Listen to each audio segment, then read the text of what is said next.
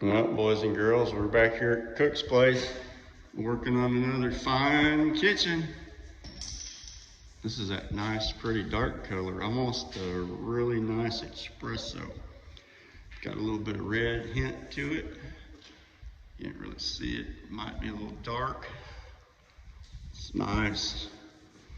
Nice hardware. Nice crown molding. It's got that shaker look to it. Yeah. These are nice, well-worn cabinets. Yeah. Yeah, real nice ones. Yeah. Nice island. Yeah, knobs and pulls everywhere. Yeah, that's right. Got to have those for those little, how should we say, those little munchkins running around and playing and having fun. Yeah. Laundry room. Yeah, they can swing on those, by golly.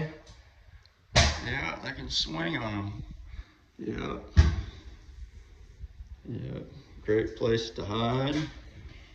Yeah, real good place to hide. Downstairs guest bathroom. You can go upstairs. Check out what's going on up there. Yep. Yep. Hall bathroom. Yep, guest bathroom, whatever you want to call it.